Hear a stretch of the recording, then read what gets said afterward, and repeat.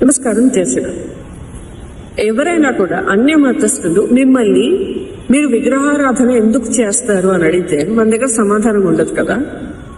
First logic ఏంటి అంటే, శూన్యాన్ని మనం మనసులో తలుచుకొని ఆరాధించడం చాలా కష్టం. అంటే మనం ఒక దాని మీద కాన్సన్ట్రేషన్ నిలపాలి అంటే ఒక మూర్తి ఉండాలి. మొదటి రీజన్ అది. అందుకే దీన్ని సగుణోపాసన అంటారు. అంటే గుణ రూప విశేషకాలతో ఆ భగవంతుడిని మనం ఆరాధించడం. రెండవ కారణం ఏంటంటే, కార్యకారణ స్వరూపాలు తీసుకుంటారు ఆ భగవంతుడు. అంటే విద్య ప్రసాదించడానికి ఒక రూపం, ధనం ప్రసాదించడానికి ఇంకో రూపం. ఇప్పుడు ఎలా అయితే మన వ్యవస్థను నిర్వహించడానికి వేరే వేరే మనుషులు ఉంటారో, అలా ఒక్కొక్క పోషకత్వాన్ని ఒకరు, సృష్టిని ఒకరు, లయని ఒకరు ఎలా చూసుకుంటారు. అలా చూసుకోవడం కోసమే ఇన్ని రూపాలు తప్ప, ఒకటే స్వరూపం, ఒకటే పరబ్రహ్మ ఇన్ని స్వరూపాలు తీసుకుని మనల్ని ఇన్ని రకాలుగా అనుగ్రహిస్తున్నారు తప్ప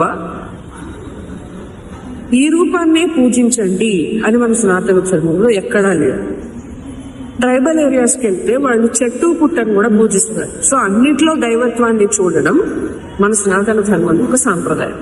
అయితే ఒక విగ్రహాన్ని ఆరాధించేటప్పుడు దాని యొక్క ఎనర్జీస్ ఆరా ఏదైతుందో, ఒక విగ్రహాన్ని ఆరాధించడం, ఒక మూర్తిని ఆరాధించడం అనేది ఇట్స్ అ సైన్స్. ఈసారి మనం విగ్రహ ప్రతిష్టాపన సైన్స్ గురించి ఇంకో వీడియోలో మాట్లాడుకుందాం.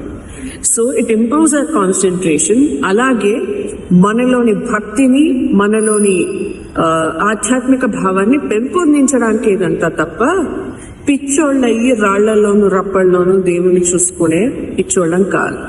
ఒక శిల్పాన్ని చెక్కాలన్నా కూడా ఆ రూపాన్ని పుణికి పుచ్చుకొని ఉండాలి. ఇది అంత ఈ సులభం కాదు. దేవతా శిల్పాలు చెక్కడం అంటే ఆ రూపాన్ని మనము లోపల తలుచుకుని అనుభవించాలి. అనుభవైక వేద్యం అవుతేనే ఆ శిల్పం అలా వస్తుంది.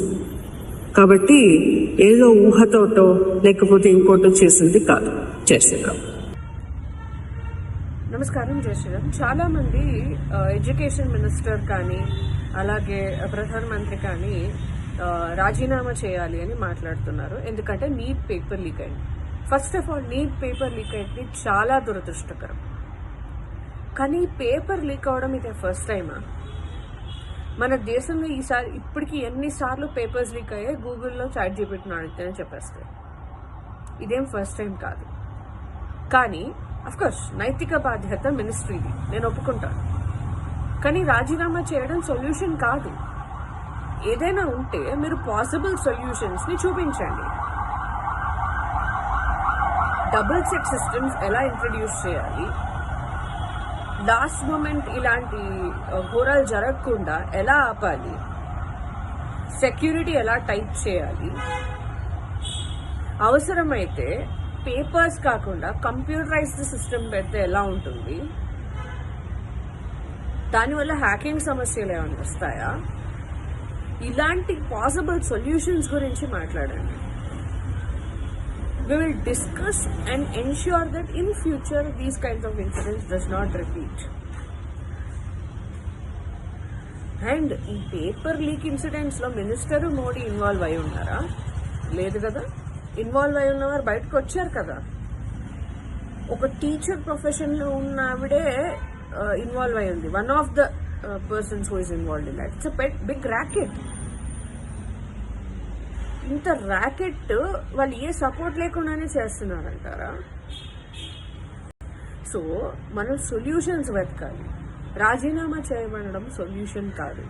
కాబట్టి ఇలా అడ్డమైన వాగుడు ఎవరైనా వాగితే, బాబు రాజీనామా చేయడం సొల్యూషన్ కాదు, సొల్యూషన్స్ కనుక్కోవాలి మనం. ఇంత బ్యూరోక్రాట్స్, ఇన్ని ఆఫీసర్స్, ఇంతమంది పోలీసులు, ఇంత వ్యవస్థ పెట్టుకుని ఎందుకు మనం ఇంత ఎడ్యుకేటెడ్ క్వాలిఫికేషన్స్ ఎందుకు? ప్రాబ్లమ్స్ని సాల్వ్ చేయడానికే కదా. ప్రాబ్లమ్స్ అన్నాక వస్తాయి, వాటిని సాల్వ్ చేయడానికి చూడాలి. కానీ రిజైన్ చేయాలంటే మరి అట్లా అయితే అన్ని స్కాములు జరిగాయి కాంగ్రెస్ టైంలో. మేము అందరినీ రిజైన్ రికాల్ అన్నామా గవర్నమెంట్ని? అప్పుడు నిజంగా చేయాల్సినవి ఎన్ని ఉన్నాయి? 2G స్పెక్ట్రమ్, ఫాడర్ కేసు అంతకుముందు, తెల్గి, ఎన్ని జరిగాయి? అంతకుముందు బీజేపీ గవర్నమెంట్ ఉన్నప్పుడు స్కామ్స్ జరగలేదంటే జరిగాయి. నైతిక బాధ్యత ఉంటే వాళ్ళు రిజైన్ చేస్తారు, నువ్వు అడగాల్సిన అవసరం లేదు. వాళ్ళు నెక్స్ట్ స్టెప్ ఏం తీసుకోవాలో వాళ్ళు ఆలోచిస్తారు. అది నిజంగా బాధ్యత ఉండడం అంటే మంత్రి పదవి మీద.